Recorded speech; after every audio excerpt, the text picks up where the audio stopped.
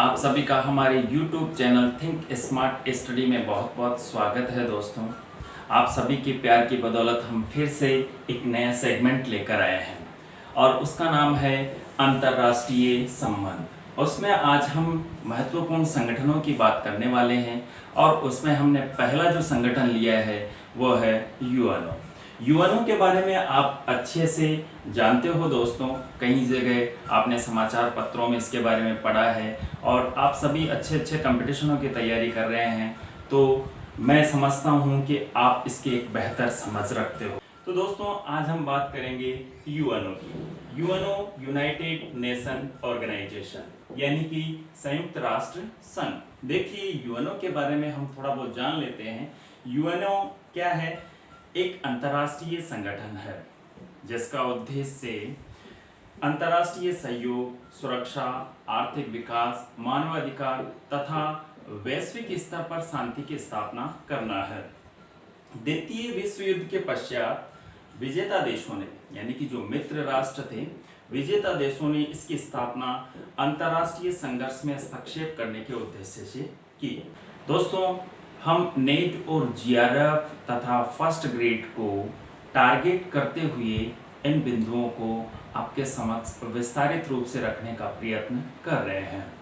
यदि दोस्तों तो मित्रों आज हम बात करने वाले हैं यूएनओ की। तो यूएनओ वर्तमान में चर्चा में क्यों है? वर्तमान में चर्चा में है, चर्चा में इसलिए है क्योंकि भारत इसका अस्थायी सदस्य बन गया है। 8वीं बार भारत ने ये उपलब्धि हासिल की है और एक बहुत बड़े बहुमत से ये उपलब्धि हासिल की है। हालांकि जो भारत का जो कार्यकाल है वो जनवरी 2021 से प्रारंभ होगा, जो 2022 तक समाप्त होगा। हम बात करेंगे इसके संबंध में जब हम सुरक्षा परिषद को विस्तार से पढ़ेंगे। उससे पहले हम जान लेते हैं कि यूएनओ की स्थापना कैसे हुई। तो यूएनओ को जो हिंदी में कहा जाता है वो है संयुक्त राष्ट्र संघ। इसकी जो स्थापना हुई थी वो हुई थी 24 अक्टूबर 1945 को। अब साहब 24 अक्टूबर 1945 को अचानक ही ये इस रूप में तो आया नहीं। इससे पहले क्या हुआ, क्या नहीं हुआ, इसकी क्या आवश्यकता पड़ी, इसके पृष्ठभूमि को हम थोड़ा जानते हैं। तो उसके लिए हमें वुड्रो विल्सन के काल में चलना होगा। वुड्रो विल्सन, दिमाग क्लिक कर रहा होगा आपका, वुड्रो विल्सन अमेरिका के राष्ट्रपति थे। अमेरिका के राष्ट्रपति जब विश्व में प्रथम विश्व युद्ध चल रहा था, तो ऐसी स्थिति में वुड्रो विल्सन के मस्तिष्क में एक विचार आया कि क्यों न इस संपूर्ण विश्व की जो सत्ता है या इस संपूर्ण जो विश्व की जो कमान है किसी एक संगठन में निहित की जाए, ताकि इस तरह की संघर्ष की स्थिति उत्पन्न ना हो। तो इस विचार से ओतप्रोत होते हुए उन्होंने 1919 में, किसने? वुड्रो विल्सन ने 1919 में क्या रखा? राष्ट्र संघ की स्थापना की। राष्ट्र संघ की स्थापना की किसने की? वुड्रो विल्सन ने। लेकिन मित्रों इनका जो सपना था वुड्रो विल्सन का वो कामयाब नहीं हो सका और कामयाब नहीं होने की वजह से ही फिर से 1939 से 1945 के बीच द्वितीय विश्व युद्ध हुआ। इन्हीं के विचारों से प्रेरित होकर फ्रैंकलिन डी रूजवेल्ट ने क्या किया? संयुक्त राष्ट्र संघ की स्थापना में अपनी महत्वपूर्ण भूमिका निभाई। तो हम बात करते हैं कि संयुक्त राष्ट्र संघ की जो स्थापना हुई उसमें किस तरह से उन्होंने किस तरह से अपनी भूमिका निभाई और क्या उससे संबंधित सम्मेलन हुए, उन सब के बारे में हम विस्तार से चर्चा करते हैं।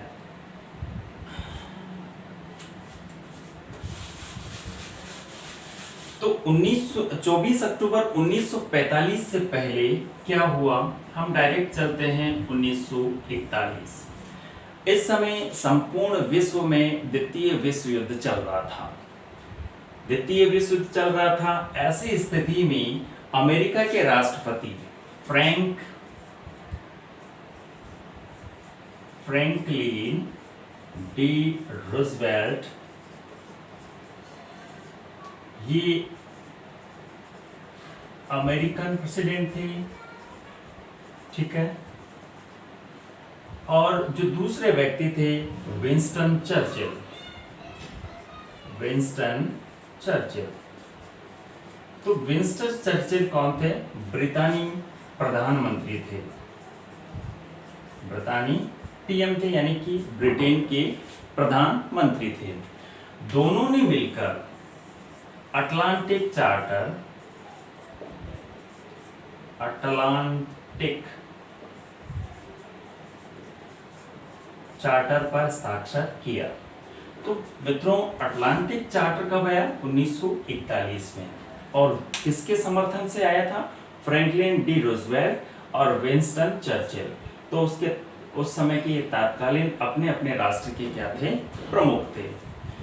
अटलांटिक चार्टर जब आया तो अटलांटिक चार्टर के बाद में क्या हुआ कि ये क्या था? ये जो दोनों व्यक्ति थे, ये क्या थे? जो मित्र राष्ट्र थे उनका नेतृत्व करते थे। उस समय अमेरिका और ब्रिटेन बहुत बड़ी महाशक्तियां हुआ करती थी और इन महाशक्तियों का काफी विश्व में प्रभाव था। तो मित्र राष्ट्र जो थे उनमें इनका काफी वर्चस्व था। तो मित्र राष्ट्र एकत्रित हुए और 26 मित्र राष्ट्र एकत्रित हुए। क्यों हुए?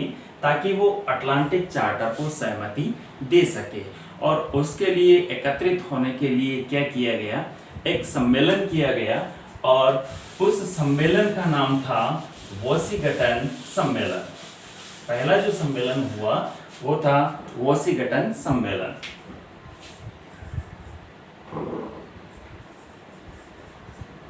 वॉशिंगटन सम्मेलन, ठीक है दोस्तों, वॉशिंगटन सम्मेलन। तो वॉशिंगटन सम्मेलन हुआ। वॉशिंगटन का नाम आप अच्छे से जानते ही हो, अमेरिका की कैपिटल है वॉशिंगटन डीसी। उसी जगह पर एक समिट का आयोजन किया गया और उसको वॉशिंगटन सम्मेलन के नाम से जाना गया। इसका जो आयोजन हुआ था वो हुआ था 21 अगस्त से लेकर 7 अक्टूबर 1944 तक। 21 अगस्त से लेकर 7 अक्टूबर 1944 तक ये चला और इसमें सभी मित्र राष्ट्रों ने भाग लिया। और उन्होंने क्या किया? चार्टर, जो अटलांटिक चार्टर था, उसको सहमति दी। और उस अटलांटिक चार्टर के माध्यम से उन्होंने ये प्रस्ताव पास किया कि एक ऐसा संगठन का गठन किया जाएगा जो क्या करेगा? अंतर्राष्ट्रीय स्तर पर शांति और सहयोग की स्थापना करेगा और जो वैश्विक मुद्दे हैं उनमें सहयोग की भावना उत्पन्न करेगा। यानी कि जो वैश्विक मुद्दे हैं, यानी कि जो अंतर्राष्ट्रीय स्तर के जो मुद्दे हैं, समस्याएं हैं, उनको वैश्विक स्तर पर एक पटल पर लाकर उनको क्या किया जाएगा? सॉल्व किया जाएगा, उनका समाधान किया जाएगा, ताकि किसी तरह की तृतीय विश्व युद्ध की स्थिति उत्पन्न ना हो। तो मित्रों, इसके परिणाम स्वरूप क्या हुआ? इसके परिणाम स्वरूप 4 चीजें अस्तित्व में आई। पहली जो आई थी वो थी महासभा, जो आज हम जनरल असेंबली के नाम से जिसको जानते हैं, वो महासभा जो किसका पार्ट है? यूएनओ का। इसके बाद सुरक्षा परिषद, सचिवालय तथा अंतर्राष्ट्रीय न्यायालय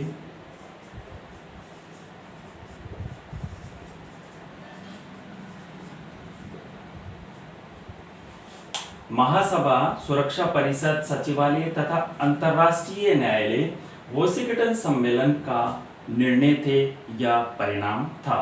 तो मित्रों, यहाँ तक मैं समझता हूँ आपकी चीजें क्लियर हो गई होगी। अब हम आगे बात करते हैं। देखिए दोस्तों, इसमें जो सुरक्षा परिषद थी, उस सुरक्षा परिषद में जो वोटिंग का सिस्टम था, यानी कि जिसको आज हम वीटो बोलते हैं, उस पर मतभेद था। इसलिए इस मोशन को या जो ये चीज थी वोटिंग का उसका समर्थन नहीं किया गया और यहाँ पर ये पास नहीं हो सका वाशिंगटन सम्मेलन में। इसके बाद में जो इसमें कमियां रही उसके लिए दूसरा सम्मेलन हुआ, फिर से ये एकत्रित हुए और एक शिखर सम्मेलन हुआ। यानी कि शिखर सम्मेलन से मतलब है कि जो राष्ट्रों के जो बड़े बड़े जो नेतृत्व करता थे यानी कि जो मेन जो व्यक्ति थे वो इसमें शामिल हुए और उस सम्मेलन का नाम था याल्टा सम्मेलन। याल्टा सम्मेलन। देखिए दोस्तों, याल्टा सम्मेलन जो हुआ वो हुआ था 4 फरवरी से 11 फरवरी 1945 को।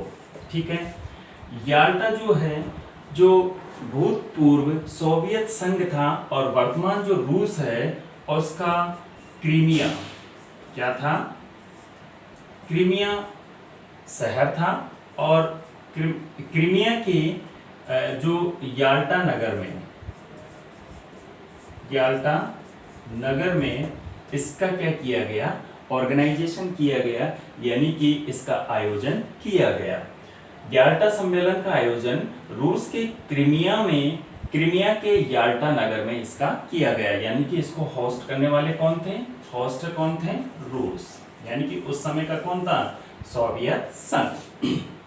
अब साहब सोवियत संघ में इसका क्या किया जा रहा है, आयोजन किया जा रहा है। तो ऐसी स्थिति में जो उच्च स्तरीय ये शिखर सम्मेलन था तो इसमें वहां पीएम चर्चिल जो कहाँ के थे, ब्रिटेन के प्रधानमंत्री थे, ये शामिल हुए। अमेरिका के अमेरिकी राष्ट्रपति और ये अमेरिकी जो राष्ट्रपति थे वो कौन थे, रूजवेल्ट। इस समय के अमेरिकी राष्ट्रपति रूजवेल्ट थे। इसके बाद में जो सोवियत संघ के थे, सोवियत संघ, इसके जो राष्ट्रपति थे वो कौन थे, सोवियत संघ के राष्ट्रपति जोसेफ स्टालिन थे। कौन थे, जोसेफ स्टालिन। स्टालिन ये वही है जिनके नाम से जो उसके क्या थे, महासचिव थे, किसके, यूएसएसआर में जो कम्युनिस्ट पार्टी थे उसके ये क्या थे, महासचिव थे। कौन, स्टालिन।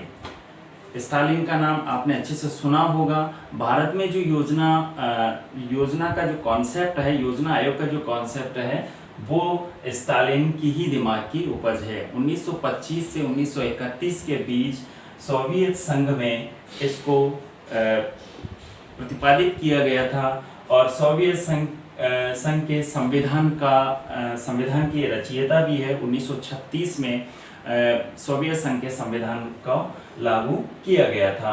बहुत सारी ऐसी चीजें हैं जो स्टालिन ने की थी। तो ये कम्युनिस्ट थे, कम्युनिस्ट पार्टी के महासचिव थे उस समय। और चर्चिल यानी सोवियत संघ यानी कि वर्तमान रूस के राष्ट्रपति थे ये, पीएम चर्चिल और अमेरिकी राष्ट्रपति रूजवेल्ट, तीनों ने मिलकर क्या किया, एक प्रस्ताव पास किया। उस शिखर सम्मेलन में वो क्या हुए, शामिल हुए और उन्होंने इस बात की सहमति दी, किसकी, कि एक संगठन की स्थापना की जाए और संगठन की स्थापना की जाए और इसी सम्मेलन में चुनाव प्रणाली को पास किया गया यानी मतदान प्रणाली को स्वीकृति दी गई। सुरक्षा परिषद में, इसी सम्मेलन में सुरक्षा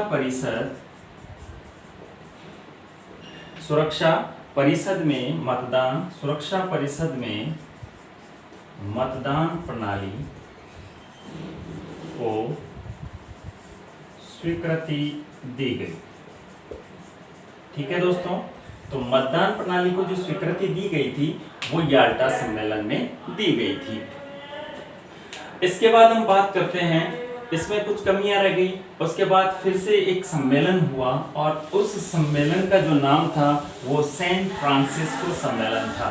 सेंट फ्रांसिस्को सम्मेलन। देखिए दोस्तों, ये हम बात कर रहे हैं 1945, 24 अक्टूबर 1945 से पहले की हम बात कर रहे हैं। तो जो इसके बाद जो आया वो सैन फ्रांसिस्को सम्मेलन, सैन फ्रांसिस्को सम्मेलन। ठीक है मित्रों, सैन फ्रांसिस्को सम्मेलन। सैन फ्रांसिस्को अमेरिका का ही एक नगर है। सैन फ्रांसिस्को क्या है? अमेरिका का ही एक नगर है। और इसका जो आयोजन किया गया, सैन फ्रांसिस्को सम्मेलन का जो आयोजन किया गया था वो 1 जून 1945 को किया गया था। 1 जून 1945 को, 1 जून 1945 को, दैट इज 1 जून मेरा बर्थडे भी है, तो आप याद रख सकते हैं। सैन फ्रांसिस्को सम्मेलन हुआ 1 जून 1945 को। अब इसमें क्या हुआ कि जो अमेरिका का जो शहर था, इसमें क्या किया, इसमें घोषणा पत्र को अंतिम रूप दिया। और घोषणा पत्र क्या था? घोषणा पत्र जो क्या था, इसका यूएनओ का क्या था? संविधान था। यूएनओ का एक तरह से संविधान था, या फिर हम इसको कह सकते हैं संधि। यानी कि कुछ राष्ट्रों के बीच मिलकर एक संधि पर हस्ताक्षर किए गए, या कुछ नियमों का एक संविधान बनाया गया, या इसको हम घोषणा पत्र कह सकते हैं। तो स्टार्टिंग में जब इसको ये सम्मेलन हो रहा था, तो 26 जून 1945 को 50 राष्ट्रों ने इस पर क्या किया? घोषणा पत्र पर हस्ताक्षर किया। इस सम्मेलन के पश्चात, इस सम्मेलन में नहीं, प्रारंभ में इस सम्मेलन में 50 राष्ट्रों ने हस्ताक्षर किया था, लेकिन इस सम्मेलन के पश्चात 15 अक्टूबर 1945 को पोलैंड भी क्या हो गया? इसमें शामिल हो गया। क्या हो गया? पोलैंड। तो जो घोषणा फ्रांसिस्को सम्मेलन या घोषणा पत्र पर जो प्रारंभिक रूप से, या ये कह सकते हैं कि यूएनओ के गठन में जो अहम भूमिका निभाने वाले जो राष्ट्र है, उनकी संख्या कितनी हो गई? टोटल 51 हो गई थी। यानी कि 51 राष्ट्रों ने यूएनओ की स्थापना में अपनी अहम भूमिका निभाई थी। इसमें भारत का भी एक योगदान था। इसके पश्चात 30 अक्टूबर को, यानी कि इसके पश्चात 24 अक्टूबर 1945 को इसको यूएनओ के रूप में स्थापित कर दिया गया। और 30 अक्टूबर को, ध्यान रखना, 30 अक्टूबर 1945 को भारत भी इसका क्या बन गया? भारत सदस्य बना। किसका? यूएनओ का। यूएनओ का भारत सदस्य बना 30 अक्टूबर 1947 को। ठीक है। सैन फ्रांसिस्को, यानी कि हमने 3 सम्मेलनों की बात की।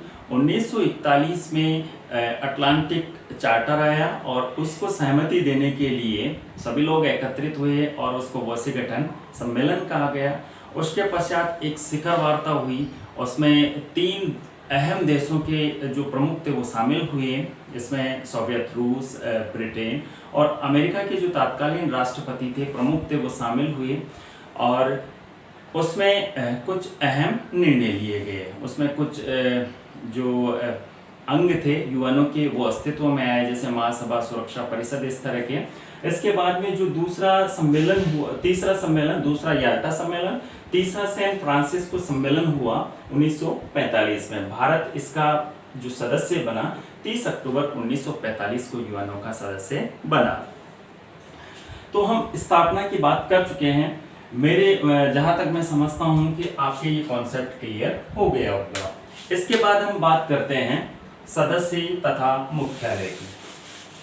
दूसरा जो बिंदु है सदस्य तथा मुख्यालय। इसके सदस्यों की हम बात करते हैं। सदस्य वर्तमान जो सदस्य है वो कितने हैं? मैं बता ही चुका हूं कि जब इसकी स्थापना हुई थी उस समय 51 सदस्य थे। यानी कि 24 अक्टूबर 1945 से पहले, यानी कि ये बॉडी अस्तित्व में आने से पूर्व 51 सदस्य थे, ध्यान रखिएगा। और अंतिम रूप से इसमें शामिल होने वाला जो राष्ट्र था वो पोलैंड था। वर्तमान सदस्यों की बात करते हैं, सदस्य संख्या की हम बात करते हैं कि वर्तमान में यूएनओ के कितने सदस्य हैं, तो 193 सदस्य हैं। ठीक है, धीरे धीरे यूएनओ के सदस्य बनते गए। जिस राष्ट्र को जरूरत महसूस हुई वो सभी राष्ट्र क्या हुए, इसके सदस्य बनते गए। 193 सदस्य। इसमें जो लास्ट था, लास्ट जो बना वो 2011 में बना। कौन सा बना? दक्षिणी सूडान। दक्षिणी सूडान बना, दक्षिणी सूडान 2011 में। ये यानी कि 193वां राष्ट्र था। ठीक है, अंतिम जो बना दक्षिणी सूडान बना था। इसके बाद में 192 की हम बात करें तो मोंटेनेरो था। कौन था? मोंटेनेरो। 192वां जो राष्ट्र था वो मोंटेनेग्रो था। और ये जो जुड़ा इससे, इसका जो सदस्य बना 2006 में बना। तो आप ये दोनों याद रखिएगा कि अंतिम दक्षिणी सूडान था 2011 में और मोंटेनेग्रो 2014 में था। 192वां सदस्य था। तो इसके बाद ये वर्तमान सदस्य संख्या की बात हो गई। इसके बाद हम बात करते हैं कि इसका जो मुख्यालय है वो कहाँ है। ठीक है, मुख्यालय की हम बात करते हैं, यानी कि इसका जो हेडक्वार्टर है, हेडक्वार्टर कहाँ है? अमेरिका के वॉशिंगटन डीसी, अमेरिका के न्यूयॉर्क में। किसमें? न्यूयॉर्क। अमेरिका के न्यूयॉर्क में इसका हेडक्वार्टर है। और इस हेडक्वार्टर की जो स्थापना हुई थी वो 1946 में इसकी स्थापना की गई थी। इसमें 3 चीजें हैं। इसमें पहला क्या है? महासभा भवन है। पहला क्या है? महासभा भवन। पहली बात महासभा भवन है। दूसरा जो है इसमें महासम्मेलन भवन है। दूसरा महासम्मेलन भवन है। और तीसरा है वो है पुस्तकालय। ठीक है, ये 3 चीजें यहाँ पर स्थापित है हेडक्वार्टर में न्यूयॉर्क में। महासभा भवन, महासम्मेलन भवन और पुस्तकालय। तो महासभा भवन जो इसकी स्थापना की गई थी, महासभा भवन की, वो अस्तित्व में आया 1951 में। ठीक है, महासम्मेलन भवन तथा पुस्तकालय जो भवन है, इस पुस्तकालय की स्थापना के लिए फोर्ड फाउंडेशन। कौन? फोर्ड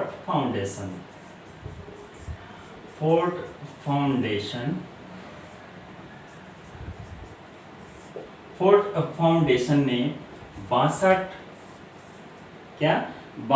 लाख यूएसए डॉलर दिए। 62 लाख यूएसए क्या दिए? डॉलर दिए। इसने यूएसए डॉलर दिए, 62 लाख यूएसए डॉलर अनुदान में दिए। इसलिए डेंग हैमरसोल्ड पुस्तक, इसलिए इसको डेंग हैमरसोल्ड, इसलिए इसको डेंग हैमरसोल्ड के नाम से भी जाना जाता है।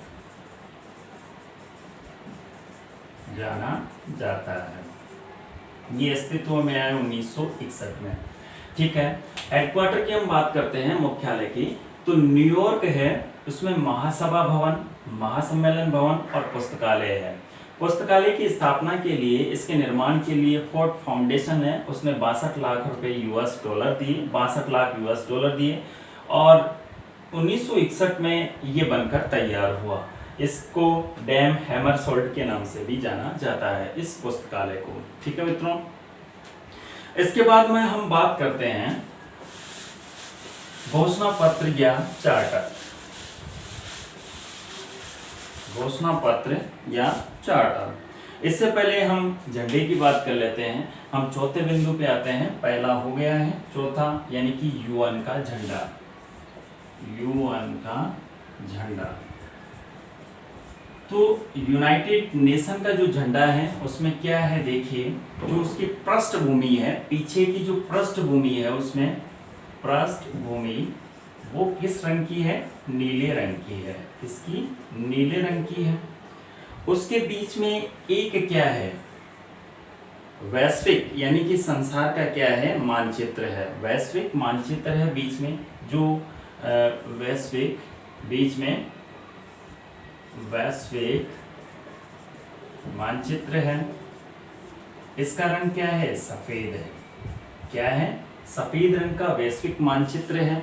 और इसके दोनों तरफ यानी कि जिस तरह से ये झंडा है, इसकी पृष्ठभूमि क्या है? नीले रंग की है, लेकिन इसके बीच में ये वैश्विक मानचित्र है यानी कि विश्व का मानचित्र है। और दोनों तरफ क्या है? दोनों तरफ जैतून की क्या है? पत्तियां हैं। क्या है? जैतून की सफेद रंग की पत्तियां हैं। ठीक है, इसी में क्या है? जैतून यानी कि ऑलिव, जैतून की पत्तियां हैं। ठीक है, जैतून की इसमें 2 शाखाएं हैं। ठीक है, सॉरी, पत्तियां नहीं, शाखाएं। जैतून की शाखाएं हैं यानी कि ब्रांचेज है, शाखाएं हैं। जैतून जो पेड़ है उसकी शाखाएं हैं। वो क्या करती है कि 2 शाखाएं लिपटी है, जो किसका प्रतीक है? जैतून की जो शाखाएं हैं वो शांति का प्रतीक है। शांति का प्रतीक है। ठीक है, तो यूएनओ के झंडे और यूएनओ के झंडे की हम बात करते हैं तो इसकी पृष्ठभूमि में नीला रंग है, वैश्विक मानचित्र है इसमें, और जैतून की शाखाएं हैं जो सफेद रंग की है और वो शांति का प्रतीक है। हम बात करते हैं कि जो यूएनओ की जो महासभा है उसने इसको कब अंगीकृत किया यानी कि कब इसको अपनाया, यूएनओ के इस झंडे को कब अपनाया? तो इसका जो डेट है वो है 20 अक्टूबर 1947 को यूएनओ के झंडों को महासभा ने अपनाया था। ठीक है, तो ये झंडे की बात हो गई, यूएनओ के झंडे की। अब हम बात करेंगे घोषणा पत्र।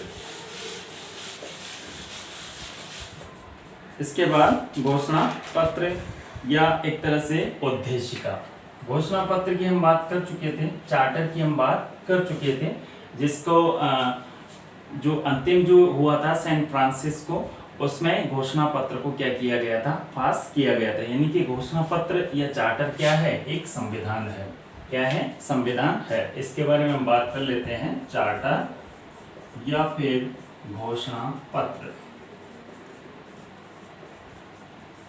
चार्टर या फिर तो चार्टर या जो घोषणा पत्र है वो क्या है? एक तरह से यूएनओ का क्या है? संविधान है। क्या है? संविधान है, या एक तरह से इसको संधि कह सकते हैं। संधि के तहत ही, संधि की ही ये क्या है? एक उपज है ये संगठन।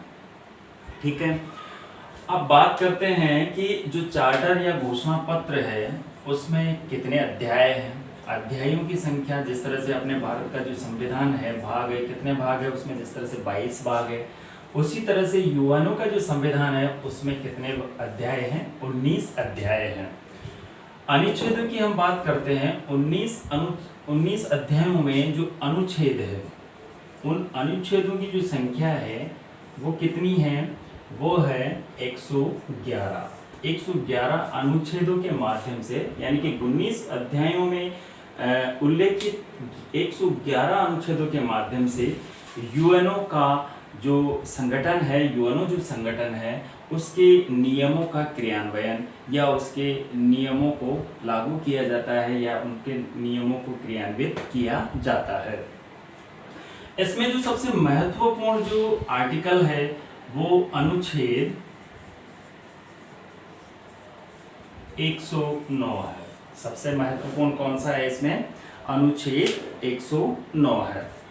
अब अनुच्छेद 109 में क्या है? 109 क्या है? ये संशोधन प्रक्रिया से संबंधित है।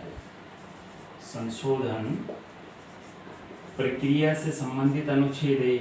अब मान लीजिए कि घोषणा पत्र यानी यूएनओ का जो घोषणा पत्र या जो संविधान है, अगर उसमें संशोधन प्रक्रिया करना है यानी कि किसी चीज को संशोधित करना है, इम्प्लीमेंट करना है, उसमें अगर किसी तरह का अमेंडमेंट करना है तो आर्टिकल 109 के तहत किया जाएगा। आर्टिकल 109 में क्या है, किस तरह से संशोधन किया जाएगा? इसमें महासभा इसमें क्या है, महासभा के 2/3 सदस्यों का बहुमत प्लस सुरक्षा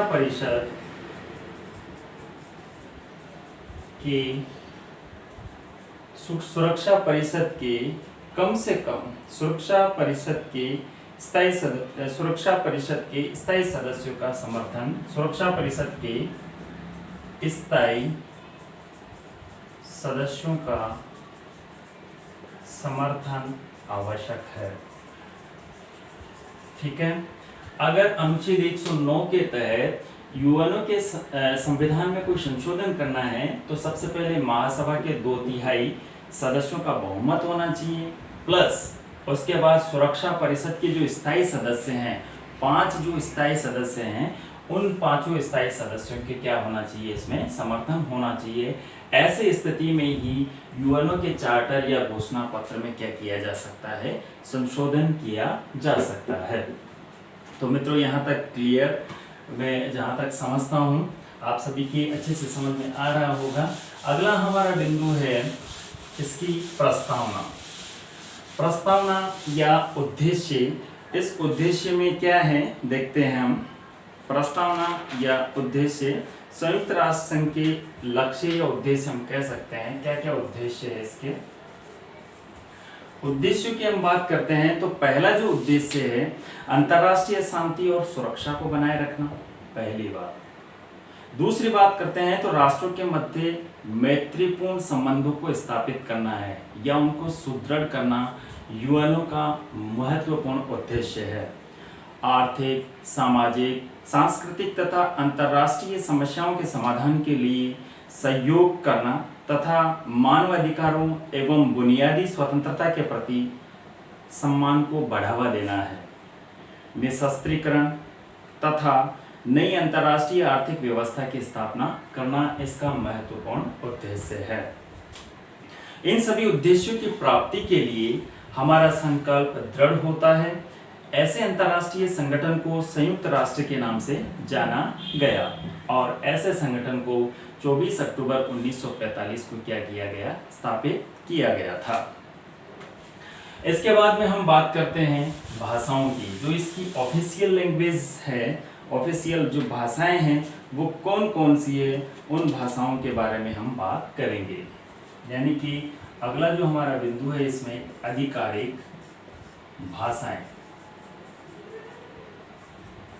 आधिकारिक भाषाओं में जो पहली जो भाषा है वो है चीनी। इसकी 6 भाषाएं हैं आधिकारिक भाषाएं। दूसरी जो है पहली चीनी, यानी कि पहली चीनी, दूसरी अंग्रेजी, इंग्लिश। तीसरी जो भाषा है इंग्लिश के बाद फ्रेंच, रूसी यानी कि रशियन, रूसी भाषा। चौथी जो 5वीं जो भाषा है वो 5वीं भाषा है स्पेनिश और जो 6ठी भाषा है वो है अरबी भाषा। कौन सी भाषा? अरबी भाषा। यानी कि इसकी जो 6 आधिकारिक भाषाएं हैं वो चीनी, अंग्रेजी, फ्रेंच, रूसी, स्पेनिश और अरबी है। इसको हम एक ट्रिक से भी याद कर सकते हैं और उसकी ट्रिक है चीफ, RAS। ठीक है। सी से क्या है? चाइनीज यानी चीनी। इस शब्द को हमें छोड़ना है, HI को छोड़ना है। E से इंग्लिश हो गया, F से फ्रेंच हो गया, R से रशियन हो गया, पहले S को पहले लेना है, S स्पेनिश हो गया और A क्या हो गया? अरबी हो गया। चीफ RS ट्रिक से भी इसको हम याद रख सकते हैं। तो इसकी जो आधिकारिक भाषाएं हैं वो 6 आधिकारिक भाषाएं हैं और इन 6 आधिकारिक भाषाओं में ही कोई भी इसका जो कोई आर्टिकल छपता है या किसी तरह का कोई आदेश निकाला जाता है तो इन 6 भाषाओं में ही निकाला जाता है। ठीक है। देखिए, प्रारंभ में चीनी, अंग्रेजी, फ्रेंच, रूसी और स्पेनिश ये 5 भाषाएं थी। अरबी को बाद में जोड़ा गया था। बाद में महासभा ने 1973 में यानी कि महासभा ने 1973 में और सिक्योरिटी काउंसिल यानी कि सुरक्षा परिषद ने 1983 में इसको क्या किया, मान्यता दी। 1982 में इसको अपनाया। अरबी भाषा को आधिकारिक भाषा के रूप में महासभा ने 1973 में अपनाया और सुरक्षा परिषद ने 1982 में इसको अपनाया। तो आधिकारिक भाषाएं चीनी, अंग्रेजी, फ्रेंच, रूसी, स्पेनिश और अरबी भाषाएं इसकी क्या है, आधिकारिक भाषाएं हैं। वर्तमान सभी जो दस्तावेज हैं वो 6 भाषाओं में प्रकाशित होते हैं, किसके, यूएनओ के। इसके बाद हम बात करेंगे सदस्यता। कोई भी राष्ट्र अगर सदस्यता लेना चाहता है तो उसके लिए क्या प्रोसेस है, क्या नहीं है, उसके बारे में हम बात करते हैं। तो सदस्यता के लिए सबसे पहले क्या करना होगा कि पहली बात कर लेते हैं कि जो सदस्य हैं, सदस्य 2 तरह के हैं इसमें। पहले प्रथम और दूसरा जो था 2 भागों में इसको बांटा गया है इसके सदस्यों को, प्रथम और द्वितीय। प्रथम में प्रारंभ में जो संगठन के समय, इसके स्थापना के समय जो 51 राष्ट्र थे वो क्या कहलाए, प्रथम सदस्य इसमें कहलाए। द्वितीय सदस्य जो बाकी के बाद में जुड़े हैं, यानी कि 24 अक्टूबर 1945 के बाद जो सदस्य जुड़े हैं वो सदस्य क्या कहलाए, द्वितीय सदस्य कहलाए। जैसे भारत भी क्या है, एक द्वितीय सदस्य है, क्योंकि भारत ने यूएनओ की जो सदस्यता ली थी वो कब ली थी, 30 अक्टूबर 1945 को ली थी। अब इसके बाद हम बात करते हैं कि किस तरह से इनकी सदस्यता ले सकते हैं। देखिए, इसमें सबसे पहले इसकी सदस्यता लेने के लिए क्या करना होगा, सदस्यता लेने के लिए सुरक्षा परिषद के 15 सदस्यों में से 9 सदस्यों की सहमति होना चाहिए। पहली बात, सुरक्षा परिषद के 15 सदस्यों में से 9 सदस्यों की सहमति हो। दूसरी बात, स्थायी सदस्यों यानी कि 5 जो स्थायी सदस्य है, स्थायी सदस्यों की सहमति आवश्यक। ये बात अलग है कि कोई स्थायी सदस्य जिस तरह से ये चाहे कि मैं ना तो सबके सामने आना चाहता हूं और मैं इसका समर्थन भी नहीं करना चाहता हूं, तो ऐसी स्थिति में स्थायी सदस्य जो है वो न्यूट्रल रह सकता है, यानी कि वो इस वोटिंग में भाग नहीं लेगा। अगर वो भाग नहीं लेता है तो यहाँ 4 सदस्यों की सहमति ही फिर आवश्यक होगी।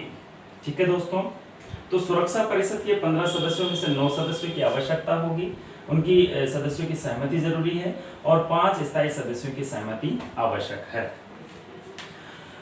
अब बात करते हैं इसमें किस तरह से कोई राष्ट्र जुड़ने के बाद वापसी कर सकता है। भाई मेरे को तो निकलना है, गलती से फंस गए, तो अब किस तरह से वो निकल सकता है, तो उससे निकलने के लिए क्या करेगा वो, निकलने के लिए जो चार्टर एक्ट है, इसका चार्टर या एक तरह से जो इसका क्या था, घोषणा पत्र या संविधान था, घोषणा पत्र, वो इस संबंध में क्या है, मौन है।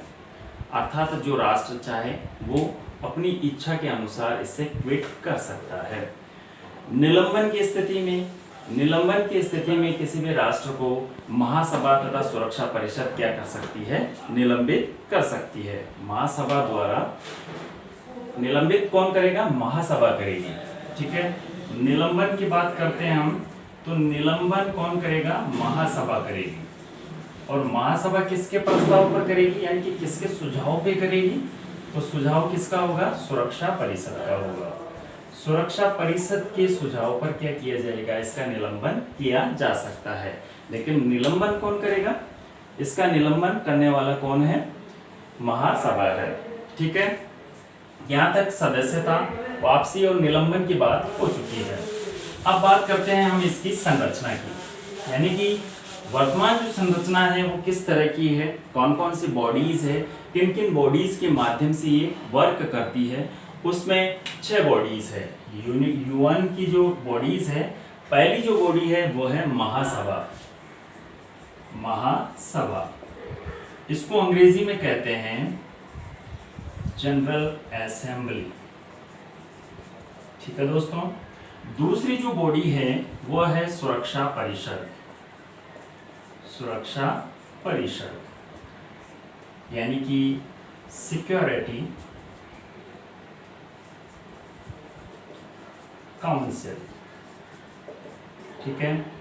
तीसरा जो है वो है, तीसरी जो बॉडी है आर्थिक एवं सामाजिक परिषद।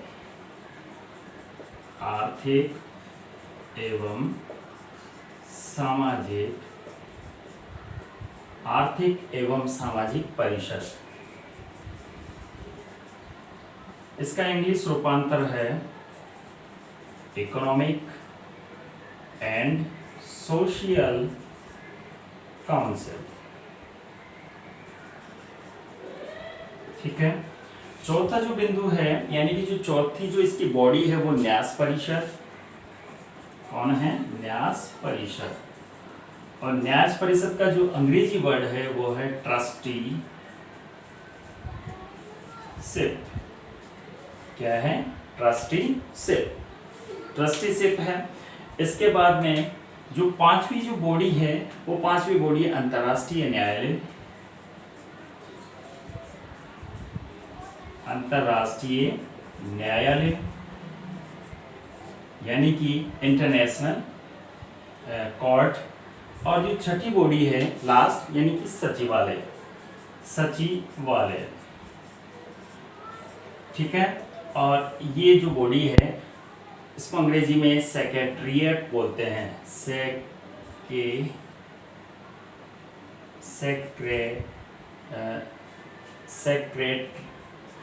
सेक्रेटरीट, ये इसकी स्पेलिंग है SECRETARIT,